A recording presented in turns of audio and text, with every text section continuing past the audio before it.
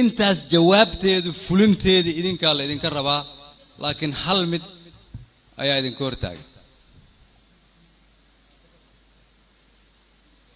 inaad taariikhda hore ku bedeshaan taariikh cusub in kulligiin aad diidaan cid walba oo dawladnimada ka hor timaada in kulligiin aad ka hormarisaan danta Soomaaliyeed danta gaarka ah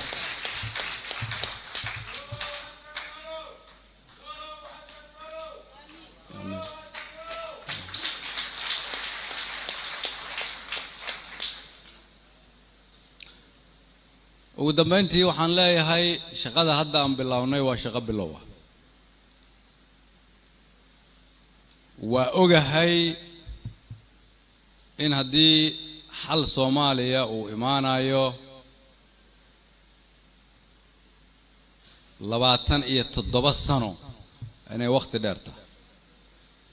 laakiin haddii ay niyadda idinkaga jirto weligeed waxaanu sidaanay ahaan jireen sidaanaan iska ahaanaynaa waxaan rabaa inaa ogaataan 10 sano ka hor xagee baan joognay 5 sano ka hor xagee baan joognay 9 bilood ka hor markii la ansixiyay xukuumaddan xagee baan joognay maantana xagee baan joognaa waxaas oo dhan waa tusaalooyin iftiin ah oo idin sheegaya in ay rajo jirto laakiin mar walba oo dalkani uu fursad leeyahay ciddii ka shaqayn weysa inay qayb ka noqoto in looga faa'iideeyo ummadda Soomaaliyeed waxaad ogaataa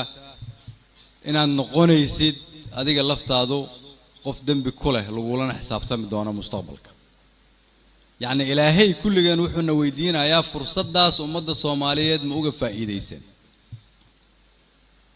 dawladnimadu sideedaba go'aan walba oo dawlad ay gaarto waa khalad marka lagu fiiriyo indhaha qof walba go'aan walba oo la gaaro waa khalad marka lagu fiiriyo indhaha shakhsi walba sababtoo ah qaar baa ogol qaar baa diidan su'aasha jirta marka waxay tahay ma inta badan ayaan raacnaa oo Soomaalinimada iyo dawladnimada iyo mustaqbalka ummaddan ka shaqeynaa mise inta yar ayaa mar walba dawladnimada isbaaro u dhigata haddii aan rabno inaan raacno inta badan marka lagama naqan karo dhexdhexaad ma oognaa Soomaalinimada mise waxaan ku jirnaa dhaqankii hore lagama aamusi karo mustaqbalka iyo sharafta iyo karaamada ummadda Soomaaliyeed lama aqbali karo inaan niraahdo markaan tallaabo hore u qaadnaba inaan 2 tallaabo gadaal u qaadno wasaaradda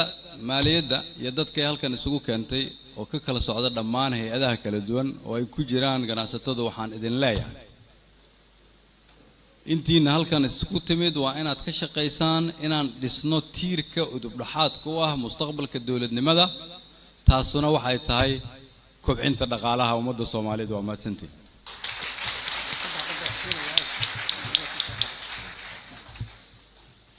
مدير رئيس الوزراء بعد ما سنتهاي وحن جعلها هنا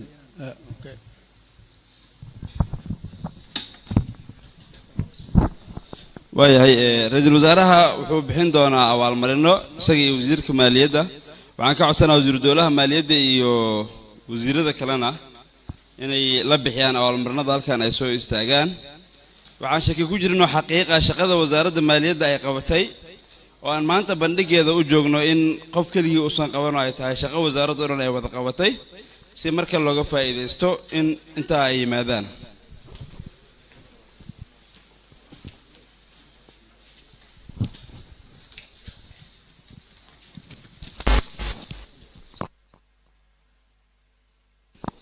waayahay qofka ugu horeeya dabcan aan u yeerayo wuxuu noqon doonaa maxamed xuseen ciise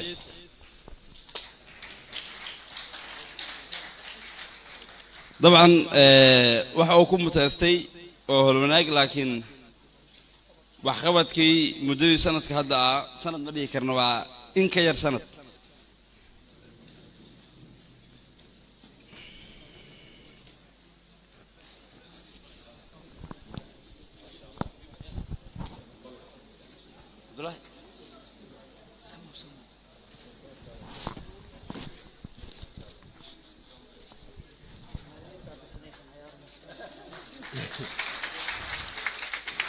maxamed wuxuu nasiib u yeeshay in waxqabadkiisii lagu abaalmariyo oo ra'iisul wasaaraha uu guddoonsiiyo abaalmarinta wasaaraddu ugu tala gashay qofka labaad ee loo yeerayo waxa uu noqonayaa axmed cabdulaahi samow axmed waxa uu ku mutaystay oo wasaaraddu ay ku faahfaahisay in si gaara uu saameyn ugu lahaa kororka dakhliga dalka ee kordhay waxa uu ka shaqeeyaa ama si gaara wasaaraddu ugu qaabishan yahay dekedda muqdisho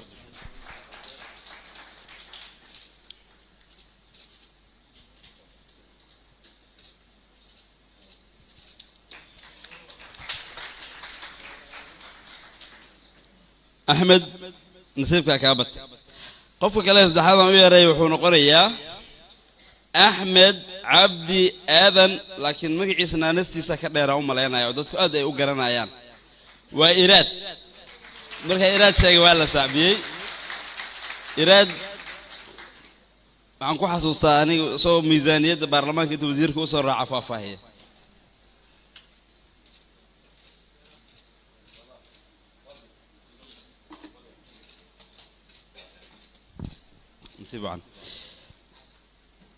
qofka saddexaad ee aan u yeerayo waa qofka afraad aan raadiyay caadil gorfaa gaarane caadil laakiin caadil howlwadeennada wasaaraddu ka mid yahay balse waxaan u malaynayaa magaca aabbaha xoogaa aad kaaga caansan xildhibaan gorfaa gaarane waxaan u malaynayaa aad loo garanayo caadil dabcan waxa uu ka mid noqday xubnaha howlwadeennada ee wasaaradda maaliyaddu ay soo xulatay nasiib wacan horumar intaa ka badan insha allah qofka kale wuxuu noqonayaa idris nuur looyaan waa uu maqan yahay laakiin waxaa u guddoomaya dubad oo isna ka mid ah howlwadeennada wasaaradda gaar ahaan si gaara howlwadeennada firfircoonidooda ee sanadkii hadda in ka yar sanadka aadka u muuqato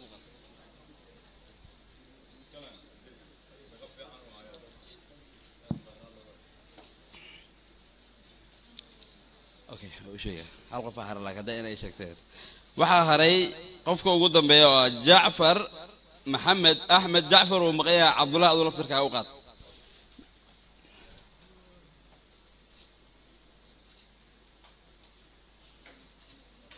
cabdullahi laakiin xagga soo fiiriya intaas waxay ku idlaayeen abaalmarinadii wasaaraddu ay soo xushay ra'iisul wasaaraha iyo wasiirada iyo madaxda kale halkan waxaa loogu talagalnay inta ka baxaan qaybtan markay dadka salaamaan kadib martida kalena halkaa ay ka baxaan qadadii oo naga yara daahday ayaan geli doonaa waxaan u dadka Soomaaliyeed ee nala socday gudaha iyo dibadda ee toos nagala socday telefishinka qaranka iyo raadiyo muqdisho oo toos u tawinayay wasiir Beyle wasiir Abdulrahmaan Ducaale Beyle wasiire aadi